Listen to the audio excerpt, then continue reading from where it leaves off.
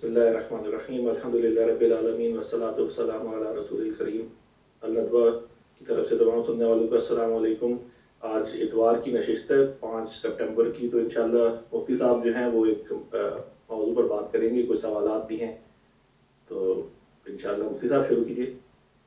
बिस्मिल्लाहिर्रहमानिर्रहीम।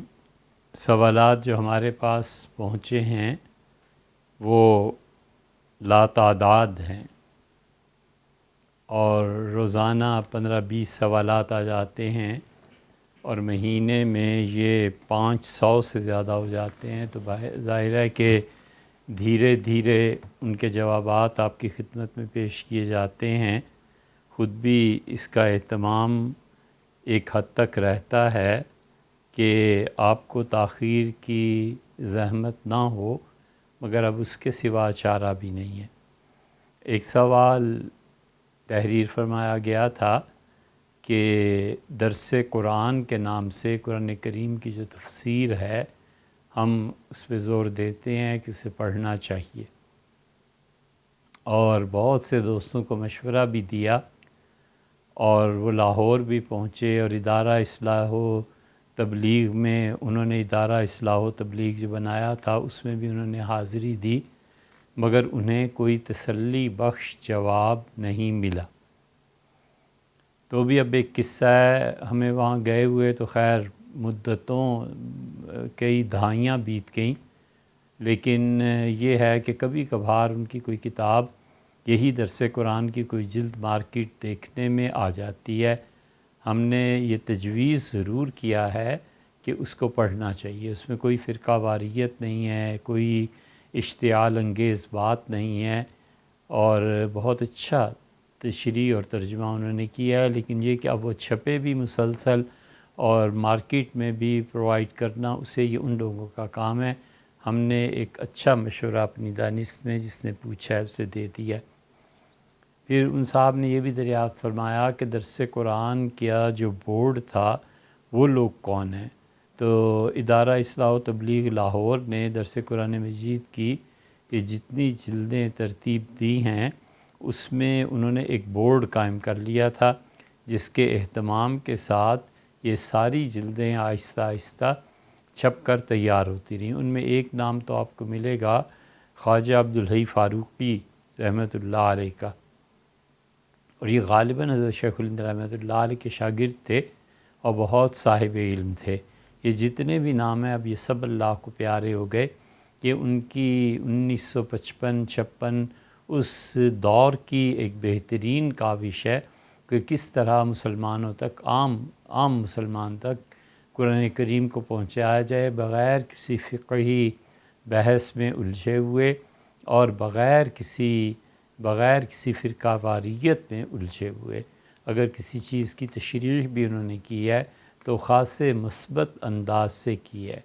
तो ख्वाजा अब्दुल हई साहब फ़ारूक़ी एक थे, हाफिज़ मरगूब अहमद साहब थे, और वो उस वक्त ढाका यूनिवर्सिटी में पढ़ाते थे और वो भी साहिब इल्म थे। तीसरे हाजी अब्दुल वाहिद साहब थे, चौथे हाफिज़ नज़र अहमद साहब थे। ये इस्लामिया कॉलेज लाहौर में प्रिंसिपल रहे हैं। तो ये 4 अफराद ऐसे थे जिन्होंने ये सारा एहतमाम किया, पैसा जमा किया वग़ैरह वग़ैरह, और इन्होंने लोगों तक अल्लाह की पाक किताब को पहुंचाने के लिए अज़ हद अनथक मेहनत की। तो वो अब तक छपता है, लेकिन रेगुलरली छपता है, कितने अरसे बाद छपता है वो हमें कोई ख़बर नहीं है। तो ये उनके सवाल का जवाब है।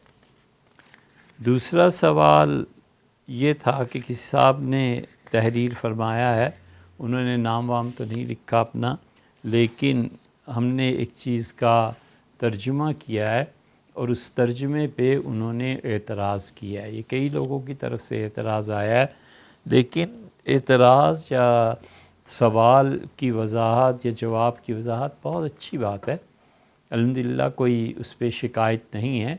लेकिन दूसरे को ये लिखना कि ये तुम जाहिल हो और इंसाफ नहीं किया और हदीस का तर्जुमा ठीक नहीं किया, ये चीज़ें ज़रा सी मायूब लगती हैं। हम तालीम के लिए जमा हुए हैं, इसलिए जमा हुए हैं कि हम एक दूसरे से अफ़हाम व तफ़हीम करें بہت سی چیزیں ہیں جو ہمیں سمجھ میں نہیں آتی، ہم بھی پوچھتے ہیں، آپ بھی دریافت کیجئے، لیکن اگر یہی زبان اور یہی طرز مخاطب ہے تو پھر ہم معذور ہیں، اور نہ سنا جائے نہ آئندہ ان چیزوں میں پڑھا جائے۔ جس چیز پہ زیادہ تنقید کر رہے ہیں وہ یہ کہ ہم نے جو سیدنا علی رضی اللہ عنہ کی، سیدنا عمار اور معاویہ رضی اللہ عنہ، یہ سارے حضرات کی ایک حدیث ہے، اس پہ حضرت رسالت مآب صلی اللہ علیہ وسلم نے مسجد نبوی کی جب تعمیر ہو رہی تھی تو سب جانتے ہیں کہ ایک ایک پتھر سب لوگ اٹھا کر لا رہے تھے، اور رسول اللہ صلی اللہ علیہ وسلم خود بھی اس میں شریک تھے، اور ایک پتھر اٹھایا کندھے پہ اور لائے، اور حضرت عمار رضی اللہ عنہ دو دو پتھر لا رہے تھے۔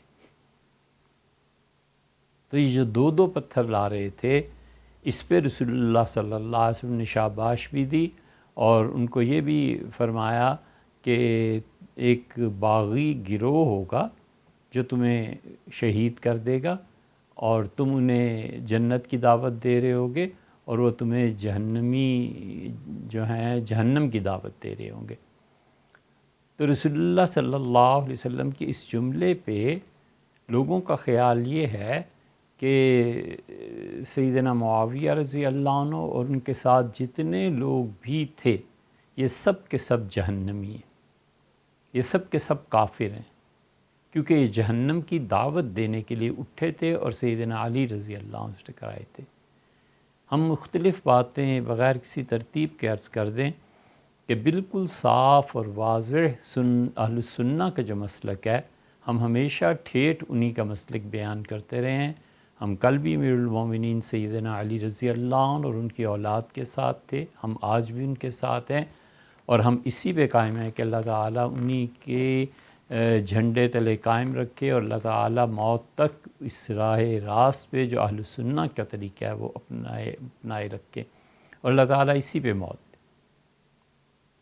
سیدنا علی رضی اللہ عنہ کے حق میں ہونے پہ کوئی شبہ ہی نہیں ہے جو اس پہ ہم اگلی بات کریں، اور یہ اچھی طرح معلوم ہے کہ حضرت معاویہ رضی اللہ عنہ نے کیا اجتہاد کیا تھا، کیا وہ مجتہد تھے؟ ایک تو اہل سنہ نے ہر جگہ لکھا ہے نا کہ مجتہد تھے اور اجتہاد میں ان سے خطا ہوئی، اور شاید آپ کو معلوم نہیں ہے کہ خود حنفیوں میں سے کچھ لوگ ایسے بھی بڑے بڑے نام مل جائیں گے جو بخاری اور ہدایہ کے شارحین ہیں، بڑے بڑے لوگ ہیں جن کی شخصیت اتھارٹی ہے حنفی فقہ میں۔ ہمیں سب معلوم ہے کہ انہوں نے حضرت معاویہ رضی اللہ عنہ کو مجتہد ماننے سے ہی انکار کر دیا ہے، ان کا وہ کہاں سے مجتہد آئے؟ اس سب چیزوں کے باوجود، حضرت عمار رضی اللہ عنہ کی شہادت کے باوجود، ہم سرے سے اس بحث کا دروازہ کھولنا ہی نہیں چاہتے، کیونکہ لوگوں کی زبان درازی ہوگی اور معاویہ رضی اللہ عنہ کی صحابیت کا کوئی شرف باقی نہیں رہنے دیا جائے گا۔ ابھی 2-3 دن پہلے دنیا کے ایک بہت بڑے عالم دین، جن کے ہزاروں نہیں لاکھوں پیروکار ہیں اور ہمیشہ انہیں سنتے ہیں، ان کے ایک بہت ہی محترم نائب نے ان کی تقریر بھجوائی۔ ہم تو حیران رہ گئے اسے سن کے کہ انہوں نے بٹوین دا لائنز حضرت معاویہ رضی اللہ عنہ کو اور ان کے ماننے والوں کو کافر قرار دیا ہے۔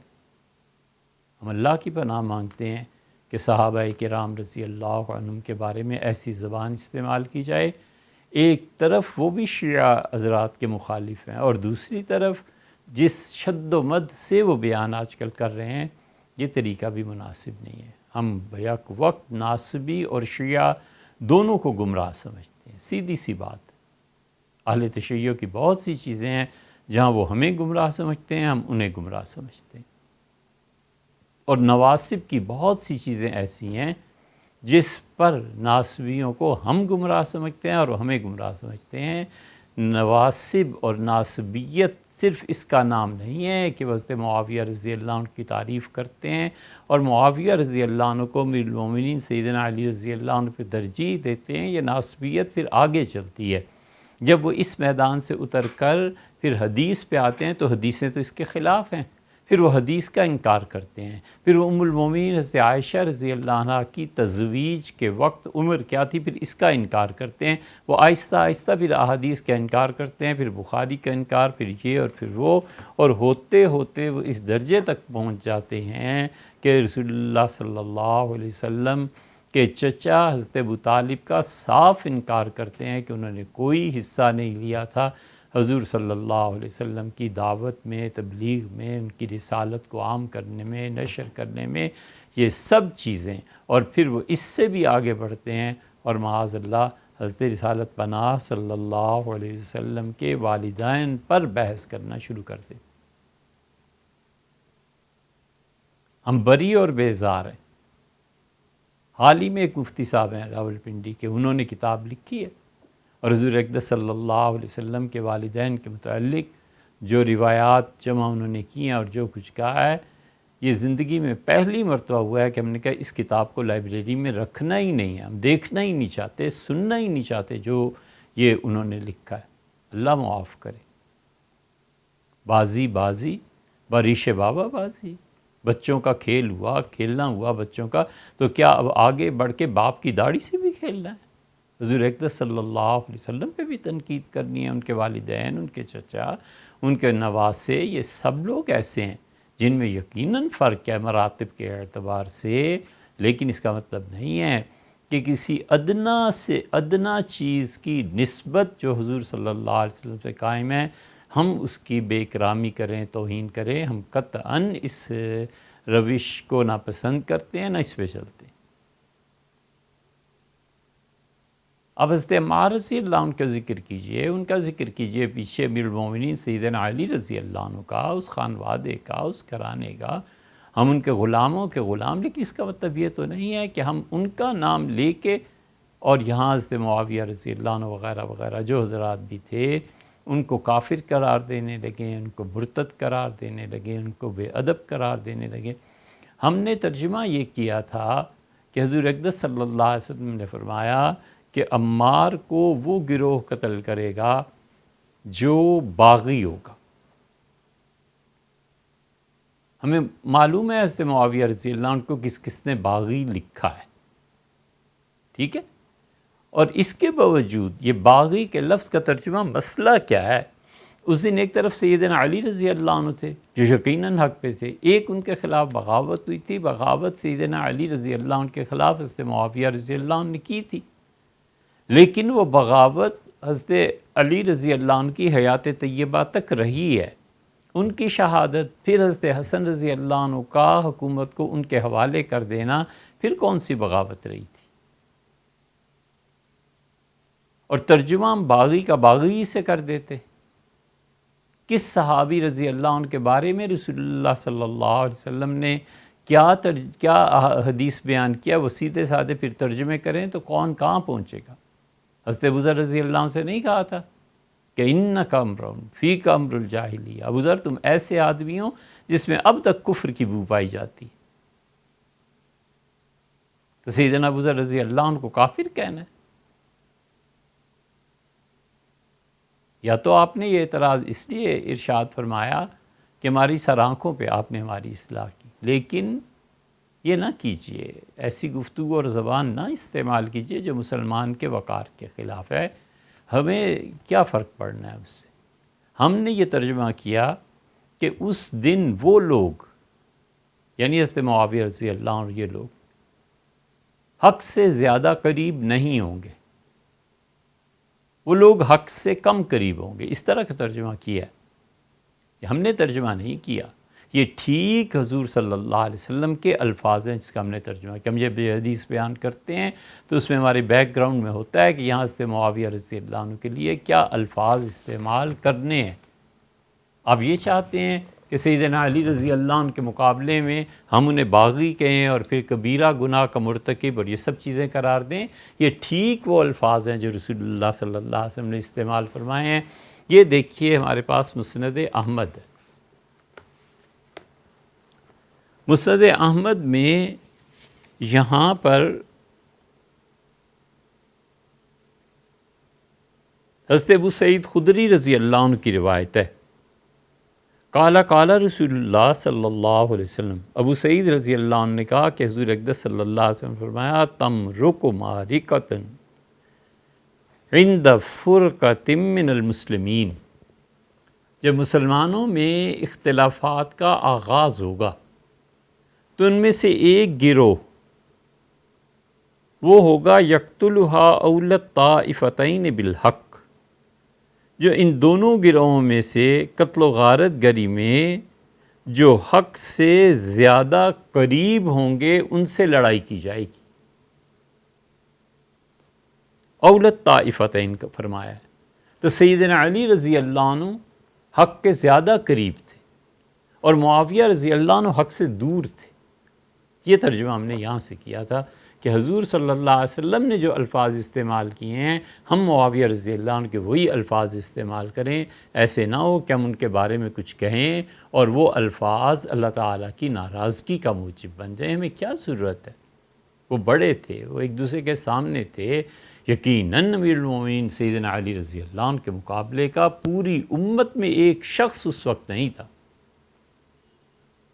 لیکن اس کا یہ مطلب نکلتا ہے کہ ہم دوسری طرف کو رگیت دیں اور جو چاہیں کہیں۔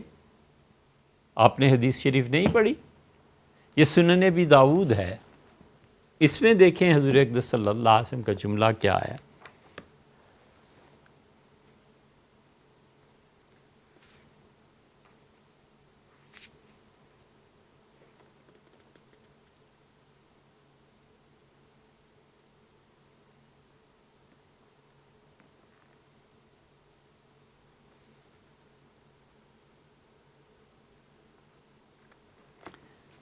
اس میں آیا ہے حضرت ابو سعید رضی اللہ عنہ کی یہی روایت کہ حضور اقدس صلی اللہ علیہ وسلم نے فرمایا کہ تمرق مارقۃ عند فرقۃ من المسلمین، جب مسلمانوں کا اختلاف چلے گا، شروع ہوگا، تو ان میں سے ایک گروہ قتل کرے گا اور وہ ایک گروہ جو ہے وہ حق سے زیادہ قریب ہوگا۔ یہ یہاں پہ وہی الفاظ ہیں جو مسلم میں ہیں۔ ابو داؤد کی اپنی سند ہے اور ان کی امام احمد ابن حنبل رحمۃ اللہ علیہ کی اپنی سند ہے، دو حوالے ہو گئے۔ تیسرا حوالہ صحیح مسلم کا دیکھ لیں۔ صحیح مسلم میں حضور اقدس صلی اللہ علیہ وسلم کے یہی الفاظ آئے اور زکوٰۃ کے باب میں آئے۔ قال رسول اللہ صلی اللہ علیہ وسلم، حضور اقدس صلی اللہ علیہ وسلم، تکون فی امتی فرقتان، میری امت میں دو فرقے بن جائیں گے، ایک سیدنا علی رضی اللہ عنہ کو مراد ہے اور ایک حضرت معاویہ رضی اللہ عنہ۔ اب یہ کون کہتا ہے؟ یہ محدثین ہی اس حدیث کی شرح میں کہتے ہیں کہ اختلافات کا آغاز چونکہ اس زمانے میں ہوا تھا تو دو بن گئے۔ فَيَخْرُجُ مِن بَيْنِهِمَا مَارِقَةٌ يَلِي قَتْلَهُمْ أَوْلَاهُمْ بِالْحَقِّ، اس میں قتل و غارت گری ہوگی، ایک گروہ حق کے زیادہ قریب ہوگا۔ ہم نے اسی کے برعکس ترجمہ کر دیا کہ ایک گروہ حق سے دور ہوگا۔ ہم نے کہاں کیا؟ یہ تو حضور اقدس صلی اللہ علیہ وسلم نے جو الفاظ ارشاد فرمائے ہیں عزت اور احترام میں صحابہ کرام رضی اللہ عنہ کے، ہم نے وہی الفاظ کا اردو میں ترجمہ کر دیا۔ یہ تین ہو گئے۔ یہ مشکل الآثار بھی دیکھ لیجئے، امام طحاوی رحمۃ اللہ علیہ کی یہ شرح مشکل الآثار ہے۔ وہ کہتے ہیں حضرت ابو سعید خدری رضی اللہ عنہ نے کہا کہ حضور اقدس صلی اللہ علیہ وسلم نے فرمایا کہ دو گروہ آپس میں لڑیں گے اس وقت جب اس امت میں اختلافات کا دور آئے گا، اور ان میں سے ایک گروہ حق کے زیادہ قریب ہوگا تو دوسرا گروہ حق سے دور ہوگا نا، اسی کو کہا ہے۔ معنوی ترجمہ ہے۔ امام طحاوی رحمۃ اللہ علیہ کہتے ہیں کہ یہ وہ لوگ ہیں جن کی ہم نے تعویل کی ہے، قاتلہم علی، سیدنا علی رضی اللہ عنہ سے اور ان کے ساتھیوں سے انہوں نے جنگ کی ہے، اور حضور اقدس صلی اللہ علیہ وسلم نے جو وعدہ فرمایا تھا وہ پورا ہوا ہے، اور ھذا من خصائص التی اختص اللہ عز وجل بہا خلفاء رسول، اور یہ وہ چیز پیش آئی تھی جسے اللہ تعالیٰ نے خاص کیا تھا حضور اقدس صلی اللہ علیہ وسلم کے خلفاء کے ساتھ، الراشدین، وہ راشد تھے، یہ سیدنا علی رضی اللہ عنہ، المہدیین، وہ ہدایت پر تھے رضوان اللہ علیہم، فکانت ھذہ من خصائص علی وہو منہ، جو گروہ حق کے زیادہ قریب تھا یہ خصوصیت ہے اس گروہ کی کہ وہ حق کے قریب تھے، اور یہ سیدنا علی رضی اللہ عنہ اسی گروہ میں سے تھے، وَلَمْ تَكُنْ لِغَيْرِهِ مِنْهُ، اور جو گروہ حق کے زیادہ قریب نہیں تھا، امیر المومنین رضی اللہ عنہ کے ساتھی اس میں سے نہیں تھے، کما کان من خصائص ابی بکر، جیسے حضرت بکر رضی اللہ عنہ کو اللہ نے اس لیے چنا تھا، جو کسی صحابی میں تمہیں یہ خصوصیت نہیں ملے گی کہ قتال اہل ردہ، ان لوگوں نے جنہوں نے ارتداد اختیار کیا تھا، سیدنا بکر رضی اللہ عنہ نے اعادت امر الجاہلیہ، جنہوں نے کفر میں دوبارہ جانا چاہا تھا اور رسول اللہ صلی اللہ علیہ وسلم کے لائے ہوئے دین کو مٹانا چاہتا، افناہم اللہ علی یدہ، یہ خصوصیت جیسے سیدنا علی رضی اللہ عنہ کی تھی نا کہ حق کے زیادہ قریب تھے، اسی طرح ابو بکر رضی اللہ عنہ کی خصوصیت خاص طور پہ تھی کہ افناہم اللہ علی یدہ، اللہ نے ان کے ہاتھ پر مرتدوں کو برباد کر دیا، مرتد لوگوں کو تباہ کر دیا، کوئی پھر ایسا نہیں رہا جو اتنی جرت کرتا کہ حضرت ابو بکر رضی اللہ عنہ کے خلاف اٹھتا، وحتیٰ عاد، یہ کہیے کہ حضرت ابو بکر رضی اللہ عنہ کی بجائے یہ کہیے کہ جو دین سے پھر جاتا، وحتیٰ عاد بہ الاسلام الذی کان رسول اللہ صلی اللہ علیہ وسلم بعث بہ، حتیٰ کہ وہ لوگ لوٹے ہیں اس اسلام کی طرف جو رسول اللہ صلی اللہ علیہ وسلم نے دنیا کو دیا تھا، لے کے آئے تھے، وَلَمْ يَكُنْ ذَلِكَ لِأَحَدٍ مِّنْ خُلَفَاء، اور سارے پانچوں خلفاء میں کسی کو یہ شرف نہیں ملا سوائے ابو بکر رضی اللہ عنہ کے علاوہ کوئی اس شرف کا اہل نہیں تھا، یہ شرف اور یہ عزت انہیں ملی ہے، یہ انہی کے ساتھ مخصوص ہے، وَمِنْ ذَلِكَ مَا اخْتَصَّ اللَّهُ بِعُمَرَ رضی اللہ عنہ وَهُوَ مِنْهُمْ، اور جس طرح علی کی خصوصیت یہ تھی کہ وہ ان لوگوں سے لڑے ہیں جو حق پہ نہیں تھے، اور ابو بکر رضی اللہ عنہ ان لوگوں سے لڑے ہیں جو مرتد ہو گئے تھے، سیدنا عمر رضی اللہ عنہ کی بھی یہی خصوصیت پائی جاتی تھی کہ مختص اللہ بہ عمر رضی اللہ عنہ کو اللہ نے خاص طور پر چن لیا تھا، وہو منہم، اور وہ ان لوگوں میں سے تھے جنہوں نے عجمیوں سے جہاد کیا ہے، اجمیوں کے خلاف، حتیٰ فتح اللہ عز وجل علی یدہ، یہاں تک کہ اللہ نے اجمیوں کو، ایرانی علاقوں کو، باقی دنیا کے مختلف علاقوں اور اقوام کو، سب کو ان کے ہاتھ پہ فتح دلائی، یعنی حضرت عمر رضی اللہ عنہ پہ غالب آئے، اور ما جعلہ للمسلمین معقلا، اور وما جعل منہ الفنا وما جعل لہ منہ ما یقیمون بہ ما یحتاجون الی اقامتہ یوم الدین، اور یہ کسی آدمی کے لیے ٹھیک نہیں تھا،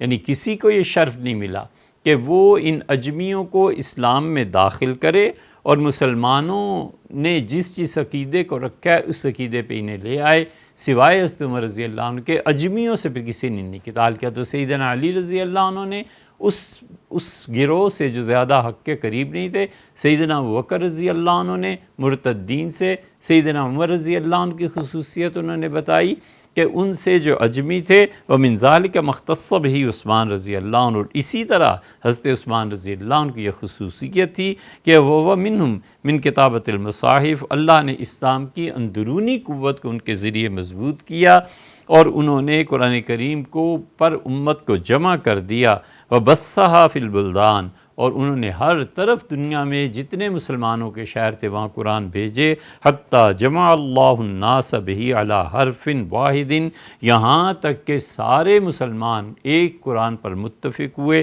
اقام بہ الحجہ، کسی آدمی کو کچھ کہنے کا موقع نہیں رہا، دلیل قائم ہوئی، وابان بہ ان من خالف حرفا منہ کان کافرا، لوگ ڈرتے تھے اس بات سے کہ اگر قرآن کریم میں ایک لفظ، ایک حرف کی بھی کسی نے تبدیلی کی نا تو وہ کافر ہو جائے گا۔ ان کا اسلام کے اندر کی قوت کو سیدنا عثمان رضی اللہ عنہ سے جو شرف ہے کسی سے نہیں ہوا، نہ ابوبکر، نہ عمر، نہ عثمان، نہ علی رضی اللہ عنہ۔ وہ کہتے ہیں ہر ایک کی خصوصیت تھی، فرضوان اللہ علی خلفاء رسولہ وصلوات و رحمہ، اللہ کی رحمت تو اللہ کی طرف سے برکات نازل ہوں ان خلفاء پر جو رسول اللہ صلی اللہ علیہ وسلم کے خلفاء تھے، وَنَحْنُ نَسْأَلُ اللَّهَ، اور ہم اللہ سے دعا مانگتے ہیں عز وجل ان یجزیہم، کہ اللہ انہیں جزا دے افضل ما جزا بہ احد من انبیائی علی طاعت ایہ، اللہ تعالیٰ نے انبیاء علیہ الصلوۃ والسلام کی اطاعت پر دنیا میں جو بھی کسی کو اچھی سے اچھی جزا دی ہے، اللہ ان صحابہ رضی اللہ عنہ کو اتنی اچھی جزا دے۔ اور ولم یجعل فی قلوبنا غلا لاحد منہم، اور جس نے حضور اقدس صلی اللہ علیہ وسلم کی زیارت کی ہے اور اسی پہ اس کا انتقال ہوا ہے، اللہ ان میں سے کسی ایک شخص کی نفرت، اس کے متعلق توہین آمیز چیز ہمارے دلوں میں نہ رہنے دے۔ ہم بھی یہی کہتے ہیں، اور اس میں معاویہ رضی اللہ عنہ شامل ہے، باوجود اس کے کہ پھر وہی ترجمہ کریں، وہ اس دن حق سے دور تھے، اور سیدنا علی رضی اللہ عنہ تھے جو حق سے قریب تھے۔ وَلَا لِمَنْ سَوَاهُمْ مِنْ صَحَابَةِ نَبِيِّهِ، اور اللہ تعالیٰ حضور اقدس صلی اللہ علیہ وسلم کے صحابہ کرام رضی اللہ عنہم جو تھے ان کے متعلق کوئی چیز ہمارے دل میں نہ رکھے۔ واللہ عز وجل نسألہ التوفیق، ہم اللہ سے توفیق مانگتے ہیں کہ خدا ان سب کے بارے میں ہمارے دل کو پاک رکھے۔ یہ آپ دیکھ لیں، حضور صلی اللہ علیہ وسلم فرما رہے ہیں کہ کون حق سے زیادہ قریب ہوگا اور کون حق سے زیادہ دور ہوگا، یہ انہی کا ترجمہ تھا جو کیا۔ ایک اور سوال جس کو شد و مت سے بہت جگہ سے آ رہی ہے کہ حضرت مہدی کا زمانہ قریب آ گیا، اور حضرت مہدی آ رہے ہیں، بس ایک آدھ سال میں آ جائیں گے، 2 سال میں آ جائیں گے، اور کتابیں تقسیم ہو رہی ہیں، اور کیا کیا مصیبت پڑی ہوئی ہے۔ ہم نے کئی مرتبہ عرض کیا کہ مسئلہ کیا ہے، امام مہدی آئیں یا نہ آئیں، ہمارا اس سے کیا تعلق ہے؟ ہمارا عقیدہ ہے یقیناً وہ آئیں گے، ہم اہل سنہ میں سے ہیں، ہمارے نزدیک سیدنا مہدی رضی اللہ عنہ علیہ السلام کا آنا برحق ہے، یہ ہمارے عقیدے کا حصہ ہے، اور جس شخص کا یہ عقیدہ نہیں ہے حضرت مہدی کے متعلق، ہم اسے گمراہ جانتے ہیں۔ ہمارے فقہا نے تو کفر تک کا فتویٰ دیا ہے، وہ کہتے ہیں کہ حدیث کے تواتر کا انکار ہے۔ تواتر جو ہوتا ہے وہ 4 طرح سے ہوتا ہے، انور شاہ صاحب رحمۃ اللہ علیہ نے 4 قسمیں لکھی ہیں، اسے پڑھ لینا چاہیے حضرت انور شاہ صاحب رحمۃ اللہ علیہ کے ہاں۔ حضرت مہدی کا انکار کرنا، یہ احادیث جو متواتر چلی آ رہی ہیں ان کا انکار کرنا ہے۔ فقہا اس بات کو لکھتے ہیں کہ ڈر ہے کہ وہ شخص کفر میں مبتلا نہ ہو جائے۔ عبد القادر کی کتاب پڑھیے، الفرق بین الفرق، سب مانتے ہیں۔ حضرت مجدد الفسانی رحمۃ اللہ علیہ جتنے بڑے صوفی تھے، فقہ میں بھی ان کا کچھ کم مقام نہیں تھا۔ یہ تو مکتوبات شریف پڑھیں تو پتہ چلتا ہے کہ کیسی کیسی دقیق باتیں، کیسے کیسے پیچیدہ مسائل پہ حضرت رحمۃ اللہ علیہ رائے دیتے ہیں۔ شاہ ولی اللہ محدث دہلوی رحمۃ اللہ علیہ کو پڑھیں، ان سب کو پڑھیں۔ پڑھتے کیوں نہیں؟ مطالعہ کیوں نہیں کرتے؟ یہ جو درس و ارشاد اور فتویٰ کی جو مسند مل جاتی ہے نا، اس کے لیے بہت گہرا علم، بہت وسیع علم اور اللہ کا خوف درکار ہے۔ اس ترازو پہ خود کو تولتے رہنا چاہیے، اور جو مسئلہ نہ پتہ ہو نہیں بولنا چاہیے۔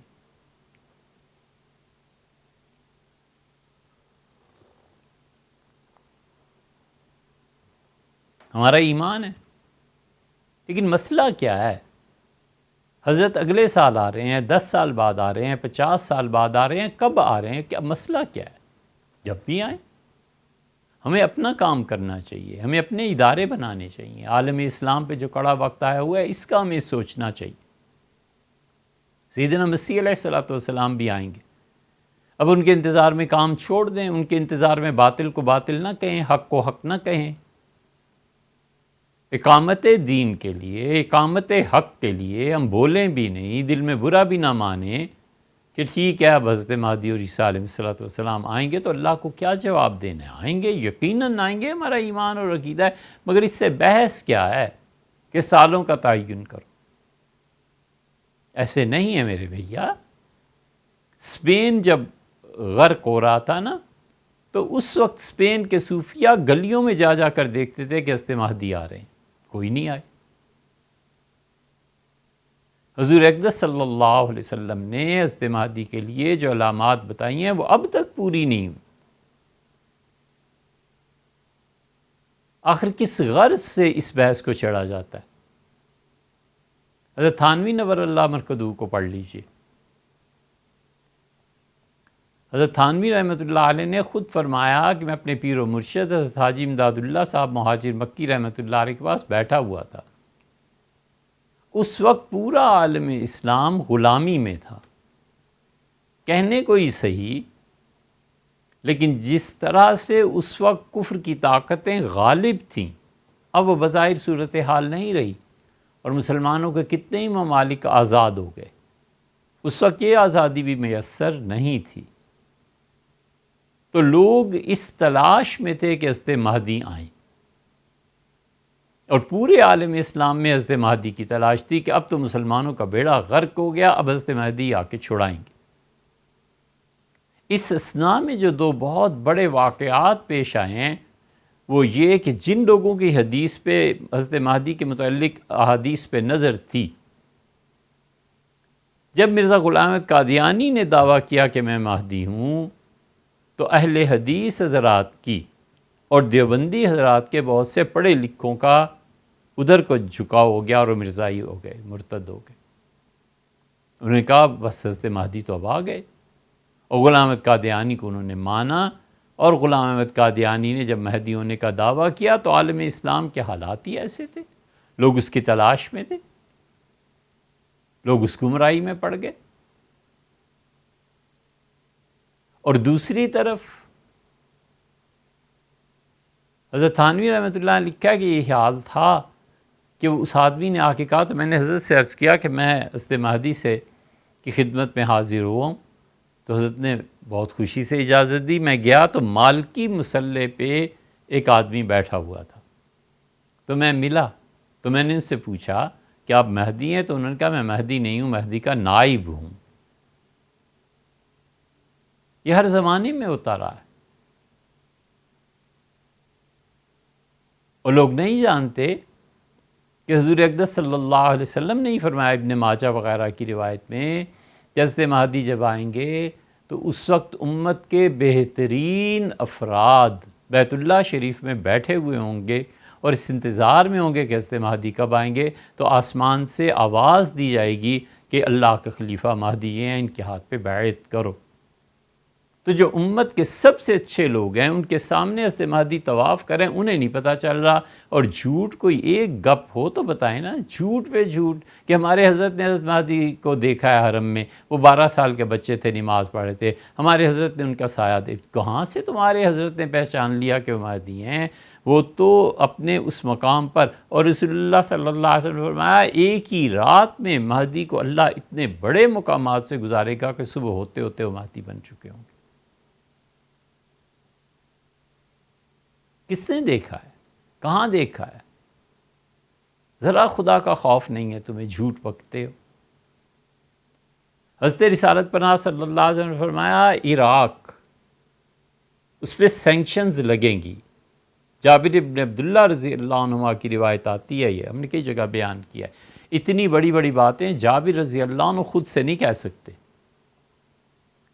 انہوں نے کہا عراق پہ پابندیاں لگیں گی. روات کہتے ہیں ہم نے عرض کیا کہ کدھر سے؟ ان کا من قبل روم، عیسائی دنیا میں مل کے عراق کا بائیکاٹ کریں گے. درہم ولا کفیز، ایک روٹی کا ٹکڑا اور ایک پائی پیسہ عراق نہیں پہنچے گا. ثم یاتی بالشام، پھر ارشاد فرمایا شام والوں کی سختی آئے گی. پھر فرمایا مصر والوں کی یہ سختی آئے گی. مصر کو ایک درہم اور ایک روٹی کا ٹکڑا نہیں پہنچے گا. عراق امریکہ کو اب تک، یا جن قوتوں نے حملہ کیا تھا اب تک ہضم نہیں ہوا، وہ واپس چلے گئے. بظاہر مسلمانوں کی اپنی حکومت آ گئی، وہ تو مٹ جائے گا. عراق، اردن، شام، یہ سب علاقے ختم ہو کے یہ گریٹر اسرائیل بن جائے گا، اور اسرائیلی چلیں گے یہودی اور وہ پہنچیں گے اس جگہ تک جہاں سے حضور اقدس صلی اللہ علیہ وسلم نے انہیں نکالا تھا، اور اللہ تعالیٰ نے قرآن کریم میں سورہ حشر کے آغاز میں فرمایا ہے کہ یہ پہلی جلا وطنی ہے۔ سیدنا عمر رضی اللہ عنہ نے اس آیت سے استدلال فرمایا تھا، اور انہوں نے بھی ان کو نکال دیا تھا اور فرمایا یہ دوسرا ہے۔ اللہ نے اول کا لفظ استعمال کیا نا، تو اول جہاں ہوتا ہے تو سیکنڈ ثانی بھی ہوتا ہے، تو ان کا میرے زمانے میں بھی انہیں نکال دو۔ وہاں تک یہودی پہنچیں گے، اور رسول اللہ صلی اللہ علیہ وسلم نے 3 مرتبہ قسم کھا کے ہاتھ اٹھا کے کہا کہ جس دن یہ یروشلم آباد ہوگا میرا شہر برباد ہو جائے گا، جس دن یہ آباد ہوگا میرا شہر برباد ہو جائے گا۔ عمران بیت المقدس میں جس دن آبادیاں اور ان کا عروج شروع ہوگا، خراب اہل یثرب، مدینہ والوں تمہارا شہر برباد ہو جائے گا۔ امریکہ نے اپنا سفارت خانہ وہاں منتقل کر دیا نا، آبادی اب آہستہ آہستہ شروع ہو رہی ہے۔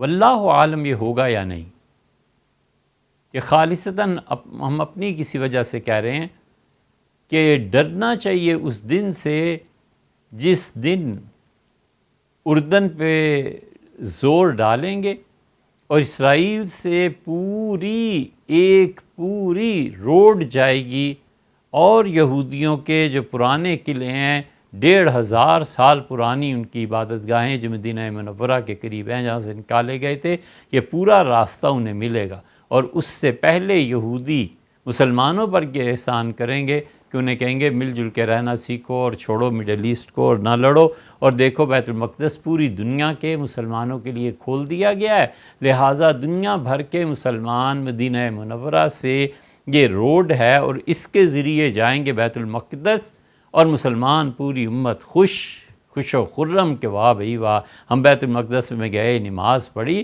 اور پھر ممکن ہے اس سے چند سال بعد وہ کہیں جب تم آتے ہو تو ہم بھی آتے ہیں، وہاں پہنچیں گے۔ واللہ عالم یہ کب ہو، لیکن بظاہر سیاسی حالات اب یہ نظر آ رہے ہیں۔ حضور اقدس صلی اللہ علیہ وسلم نے فرمایا یہ فرات خشک ہو جائے گا، یہ علامتیں حضرت مہدی سے پہلے کی ہیں، کب پوری ہوئی ہیں؟ کیوں لوگوں کو بے وقوف بناتے ہو؟ اسی لیے ہم بار بار اس مذہبی قیادت کے متعلق آپ کو سے عرض کرتے ہیں کہ یہ جھوٹے ہیں، جاہل ہیں، ان پڑھ ہیں۔ حضرت رسالت مآب صلی اللہ علیہ وسلم میں 3 شہزادے جمع ہو جائیں گے، تینوں بادشاہوں کے بیٹے ہوں گے، اور فرمایا وہ 3 شہزادے فرات خشک ہو جائے گا، دریا خشک ہوتے ہیں، نئے چشمے بھی پھوٹتے ہیں، دنیا کا ایک معمول ہے۔ ہمارے یہاں پاکستان میں آ جائیں، آج سے 70 سال 80 سال پہلے جو راوی تھا، اب وہ راوی کہاں رہا ہے؟ اب راوی دریا لاہور کے قریب بس ایک گندا نالا بنتا جا رہا ہے۔ بیاس کہاں گیا؟ ستلج کہاں گیا؟ بہاولپور میں تھا نا۔ ستلج کا جو پیٹا ہے، انڈیا میں بارشیں زیادہ ہوں تو پانی چھوڑ دیتے ہیں، نہ پانی جمع نہ صحیح، وہاں ہم لوگوں نے گھر بنا لیے ہیں۔ یہ ستلج اسی طرح آہستہ آہستہ ختم ہو جائے گا، بیاس ختم ہو جائے گا یا ہو گیا ہے، بالکل اسی طرح یہ دریائے فرات ختم ہوگا۔ تو حضور اقدس صلی اللہ علیہ وسلم فرمایا 3 بادشاہوں کے 3 بیٹے شہزادے جغرافیائی تبدیلی کی وجہ سے فرات جہاں پر ہے یہاں پر ایک تبدیلی یہ آئے گی کہ سونے کا بہت بڑا پہاڑ یہاں سے نکلے گا، زمین سے برآمد ہو جائے گا، اور اب تینوں شہزادے کہیں گے کہ یہ سونا پھر دنیا میں کہیں نہیں ملنا، میں دونوں کو مار دوں اور خود لے لوں، پھر ایک دوسرے کو اور دوسرا تیسرے کو آپس میں دشمن بن جائیں گے، اور رسول اللہ صلی اللہ علیہ وسلم اتنی شدید خون ریزی ہوگی کہ 99 آدمی 100 میں سے مر جائیں گے، اور ہر کوئی اسی میں ہوگا شہزادہ کہ یہ سونا میرا ہے۔ اب 99 آدمی مریں گے اور ایک جیتا رہے گا، یہ تو ایک صحابی رضی اللہ عنہ پوچھ دیا، ترمذی میں روایت آتی ہے ان کا، اللہ کے رسول اگر ہم لوگ اس موقع پہ موجود ہوں تو حضور صلی اللہ علیہ وسلم بالکل نہ لینا۔ ظاہر ہے جس پہ اتنا خون بہہ جائے گا اس میں برکت کہاں رہے گی؟ یہ علامت پوری ہو گئی ہے۔ اس لیے حضرت مہدی کا آنا ابھی نہیں ہو سکتا، بہت چیزیں ایسی ہیں جو باقی ہیں ان کے آنے میں۔ پھر دلیل کیا لکھ کے بھیجی ہے کہ حضرت دانیال علیہ السلام کی تختیاں جو تھیں نا وہ مل گئی تھیں انہیں، اور یہودیوں کی ریاست کے قیام کے 50 سال بعد امام مہدی کا ظہور ہوگا۔ اب اسرائیل تو پھر یہودیوں کی مرکزی حکومت قائم ہو گئی تھی 1948 میں، 50 سال پورے ہو گئے تھے 98 میں۔ اب اس کی بھی تعویل کی ہے کہ چونکہ یونائٹڈ نیشنز نے اسرائیل کو تسلیم نہیں کیا تھا اس لیے 50 سال پورے، وہ ہوا 1974 میں، تو 1974 سے پھر 50 سال آگے لگاؤ، تو اس کے نتیجے میں سن 2024 میں حضرت مہدی کا ظہور ہو جائے گا۔ حضرت دانیال کی تختیاں کہاں ہیں، اس کی تعریف کہاں ہوئی ہے، یہودیوں نے جو کچھ کہا ہے وہ کیا وحی الہی ہے؟ یقینی طور پہ امر قطعی ہے کہ اللہ نے حضرت دانیال علیہ السلام کو یہ تختیاں دی تھی۔ ایک اور دلیل دیتے ہیں کہ حضرت مہدی تشریف لا رہے ہیں کہ نسائی کی روایت میں آیا ہے کہ خراسان اور مغربی پاکستان میں یہ لوگ یہاں سے داخل ہوں گے اور یہاں سے پھر آگے جہاد شروع ہوگا، لہٰذا افواج پاکستان حضرت مہدی کی افواج ہیں۔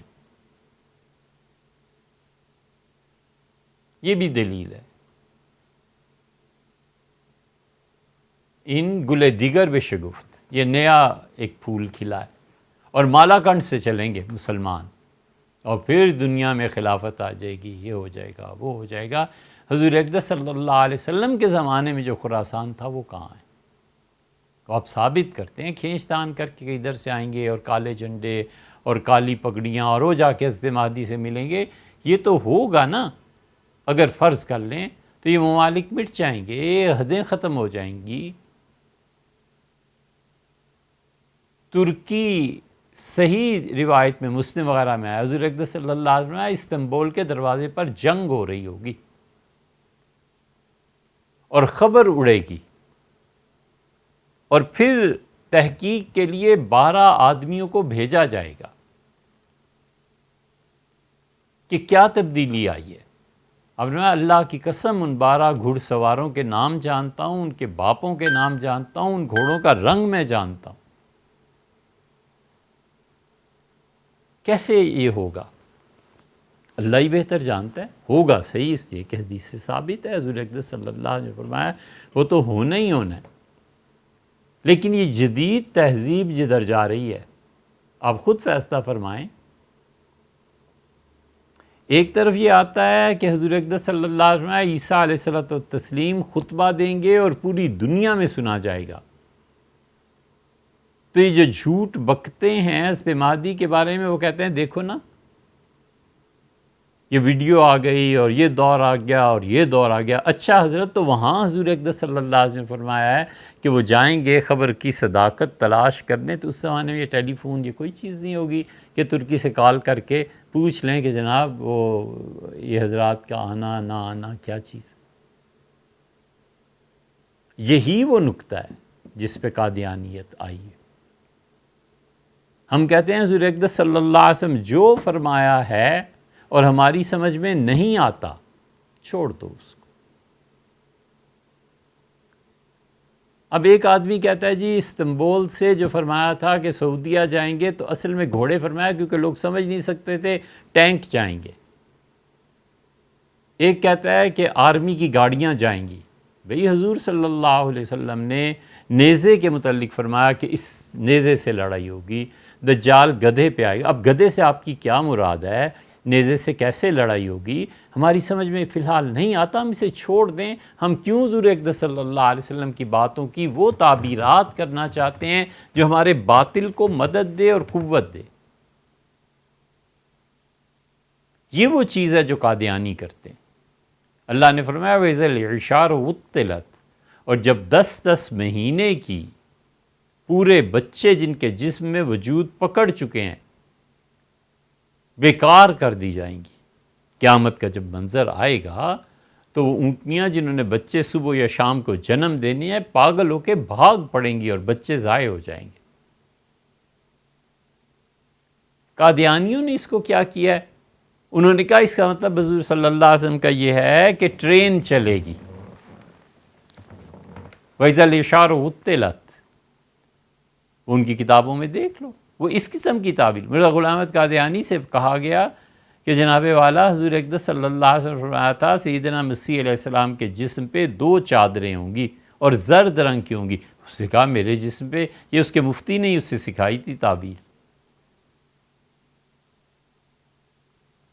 اس نے کہا میرے جسم پہ 2 زرد چادریں ہیں، ایک نیچے کی چادر دیکھو تو مجھے ڈائبٹیز ہو گئی ہے، پیشاب بہت آتا ہے، وہ بھی پیلا ہے، یہ چادر ہی تو ہے، اور اوپر کی چادر دیکھنی ہو تو بلغم بہت آتا ہے، یہ حضور صلی اللہ علیہ وسلم آتا ہے بلغم اور پیشاب کے متعلق۔ ذکر سے بھی کراہت آتی ہے، یہ انہوں نے تعویل کی نا۔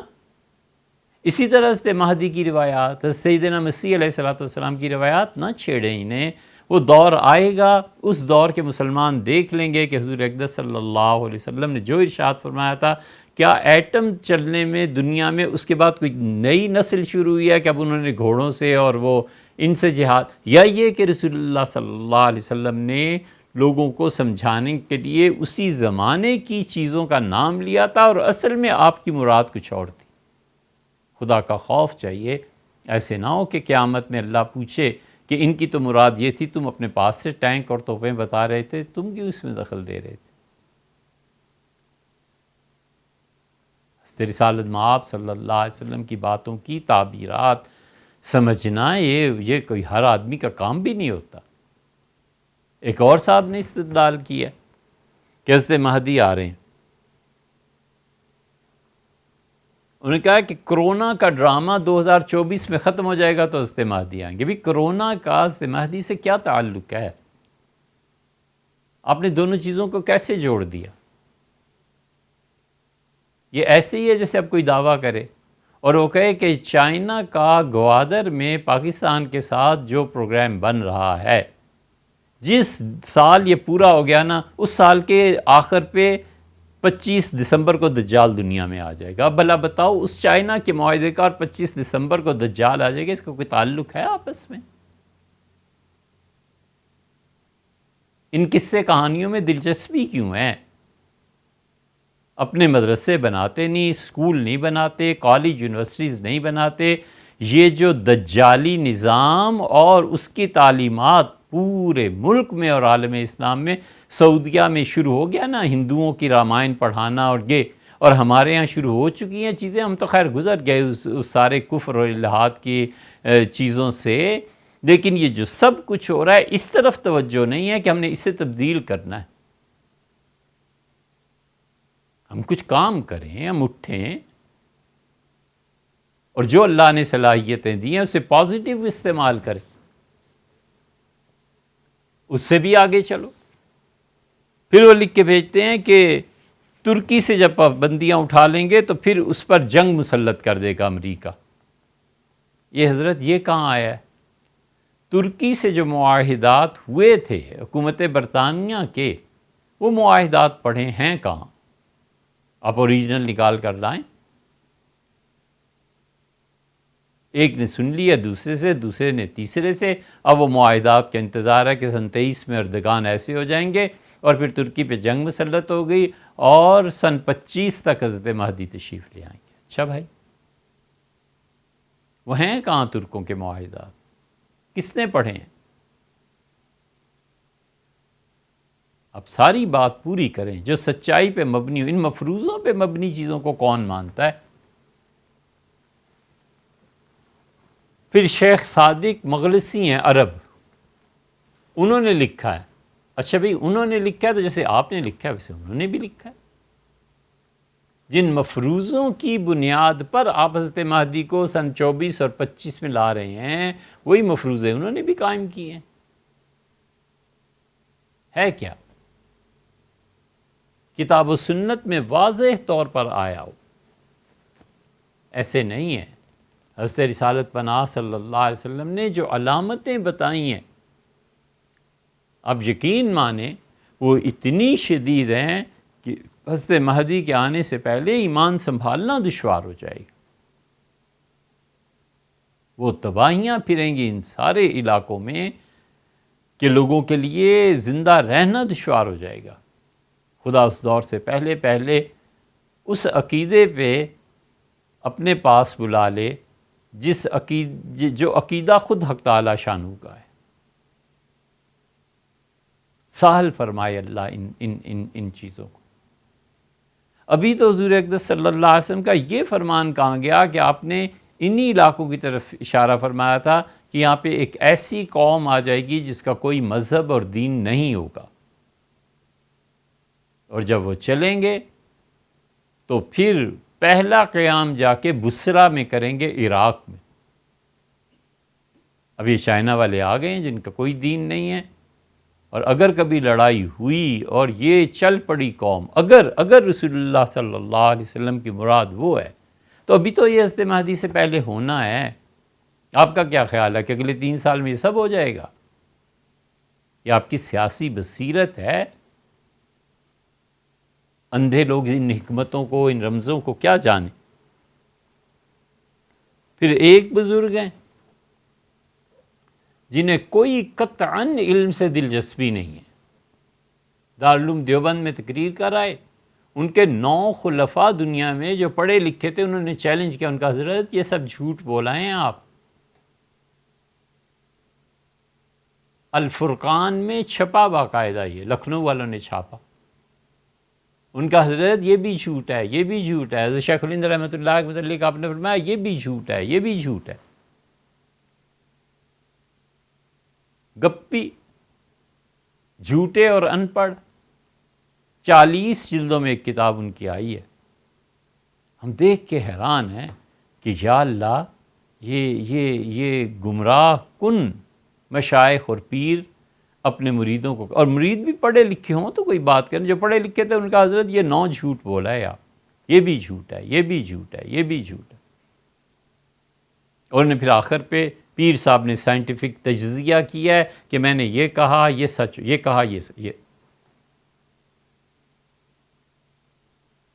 یہ تو اللہ تعالیٰ جزائے خیر دے الفرقان والوں کو، انہوں نے یہ سارا چھاپ دیا، اور وہ 40 جلدوں میں کتاب آئی ہے، نیری گپ بازی ہے، سب جھوٹ ہے، اور مقررات ہیں، کیا ہے تقریروں میں، حالات حاضرہ پہ تبصرہ ہے کہ مہنگائی زیادہ ہو گئی، یہ ہو گیا، بے حیائی زیادہ ہو گئی، عورتیں یہ کر رہی ہیں، فلاں کر رہا ہے، فلاں۔ آپ کوئی علمی بات کریں یار، کوئی ایسی بات کریں جس سے سامعین کے علم میں، ان کے عقیدے میں، ان کے اعمال میں کوئی برکت ہوتی ہو، کوئی اصلاح ہوتی ہو۔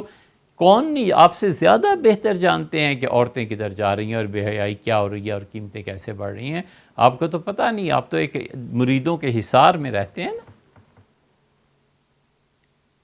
40 جلدیں ہیں، 5 ایک جلدیں تو ان مقررات میں ہی نکل جائیں، باقی حضرت اللہ شاہ صاحب بخاری رحمۃ اللہ علیہ،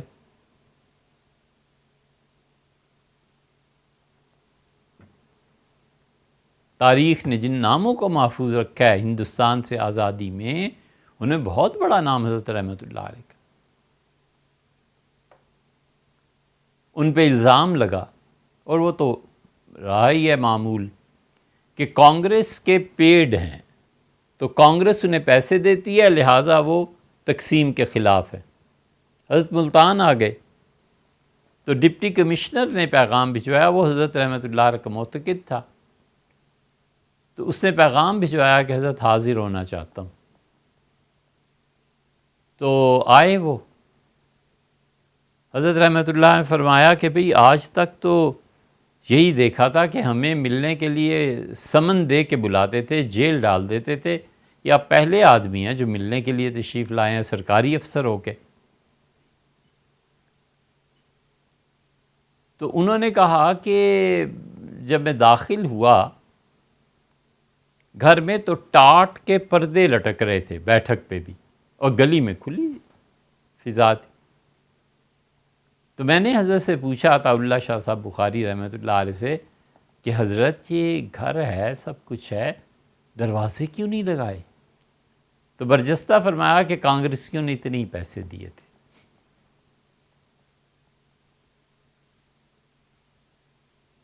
یہ جو پیر صاحب ہیں انہوں نے ہی لکھا ہے، اس میں پڑھا۔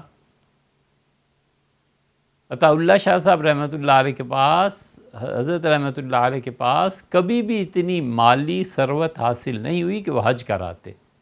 پیر صاحب ڈنکے کی چوٹ حاضر ہوئے مدینہ منورہ، حضرت شاہ صاحب بخاری رحمۃ اللہ علیہ، اور جا کے روضہ مبارک پہ کہا کہ السلام علیکم یا جدی، میرے نانا آپ پہ اللہ کی سلامتی ہو۔ حضور اقدس صلی اللہ علیہ وسلم نے قبر شریف سے جواب دیا اور کہا کہ وعلیکم السلام یا ولدی، میرے بیٹے تم پہ بھی اللہ کی سلامتی۔ حضور اقدس صلی اللہ علیہ وسلم کی آواز کا سننا اور قبر مبارک سے آواز کا آنا کوئی چھوٹی بات ہے؟ اور سب جھوٹ، وہ بیچارے جا ہی نہیں سکے، سب جھوٹ۔ اب کون کہے کہ حضرت کس سن میں گئے تھے، آپ لوگوں کو کیا بتا رہے ہیں؟ جھوٹ اور ظلم، یہ دونوں چیزیں جتنی اب اس امت میں عام ہوئی ہیں، اور تیسرے اس امت کا انقطاع رسول اللہ صلی اللہ علیہ وسلم سے 1500 سال کی تاریخ میں کبھی نہیں ہوا۔ یہ امت کبھی اتنی نالائق اور بے وفا نہیں نکلی جتنی اب یہ رسول اللہ صلی اللہ علیہ وسلم بے وفائی ہے، اور نبی کریم صلی اللہ علیہ وسلم سے انقطاع ہے، ٹوٹ گئے۔ اور کبھی جھوٹ اتنا امت میں عام نہیں ہوا، کبھی ظلم اتنا عام نہیں ہوا جتنا اب ہو رہا ہے۔ تو حضرت مہدی کے بارے میں بہت چیزیں، ہر کوئی اپنی اپنی چیزیں لکھتا ہے، اور ہندوستانی کے ایک عالم، اب کیا نام لوں، انہوں نے کہا کہ 15واں پارہ اللہ تعالیٰ نے موسیٰ اور خضر علیہ السلام کا ذکر کیا ہے، تو اس کا مطلب یہ ہے کہ دجال کا فتنہ 16ویں صدی سے پہلے ختم ہو جائے گا، یعنی 50-55 سال، ان سالوں میں پوری دنیا میں اتنی چینجز آئیں گی کہ دجال بھی آ کے نبٹ جائے گا، مہدی بھی آ کے تشریف لے جائیں گے دنیا سے، سیدنا مسیح علیہ السلام تشریف لائیں گے، دنیا سے چلے جائیں گے، اور اس کے بعد جو 16واں پارہ شروع ہوتا ہے اسے قرآن کریم میں، اس سے پتہ چلتا ہے کہ جب 1400 مکمل ہو گئے، 1500 مکمل ہو جائیں گے 51 سال میں، اور اب آگے جو آئے گا وہ عروج ہوگا اس امت کا۔ بالکل ایسے ہی ہے جیسے امریکہ سے کئی مرتبہ یہ موصول ہوا کہ 9/11 جو ہے وہ سورہ توبہ کی فلاں جگہ کی آیت سے ثابت ہوتا ہے۔ یہ تمہیں پہلے کیوں نہیں پتہ چلا 1500 سال میں کہ 9/11 آ رہا ہے؟ کسی نے سورہ توبہ نہیں پڑھی تھی؟ نہ کرے۔ کتاب و سنت میں جو پیشن گوئیاں آئی ہیں نا، اور خاص طور پہ رسول اللہ صلی اللہ علیہ وسلم کے متعلق جھوٹ بولنا، یہ بہت بڑے گناہوں میں سے ایک گناہ ہے۔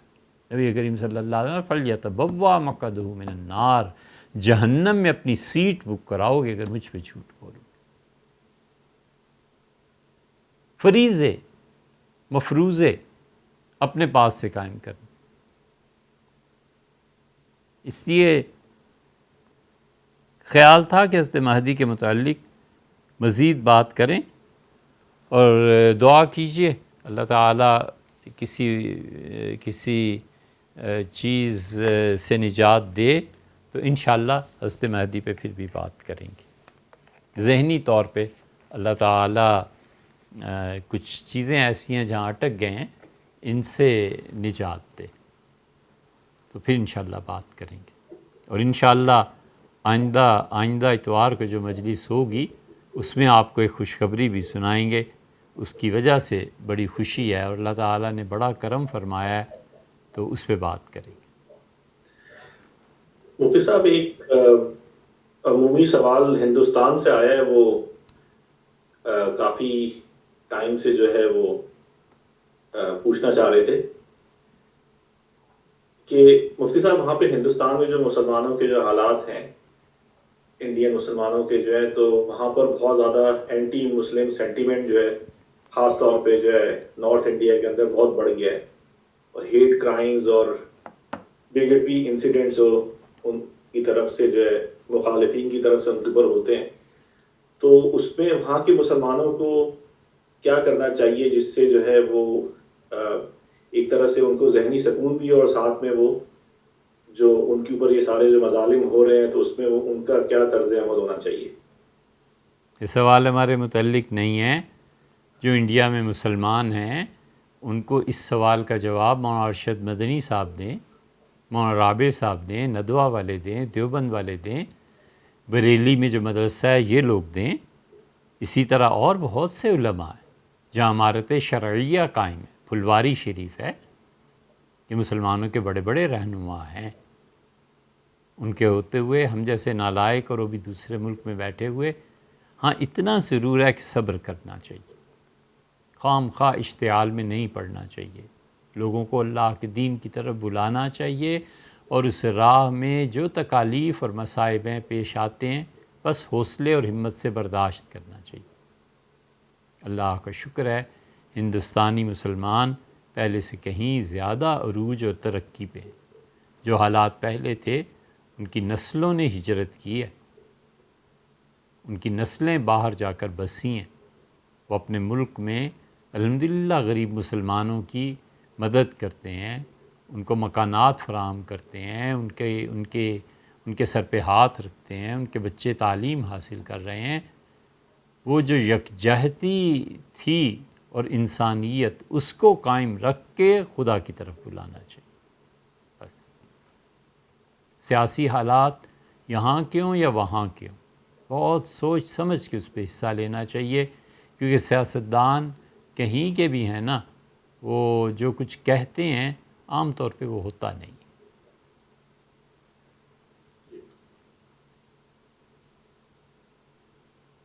صاحب 1 گھنٹہ ہو گیا ہے تو انشاءاللہ آئندہ انشاءاللہ. بہت شکریہ آپ کا، آپ نے سنا. امید یہی ہے کہ ہم انشاءاللہ آئندہ ہفتے حضرت مہدی کے متعلق عرض کریں گے، اور ایک حضرت زینب رضی اللہ عنہ کا قضیہ ام المومنین رضی اللہ عنہ کا، وہ بھی انشاءاللہ عرض کریں گے آپ سے. السلام علیکم.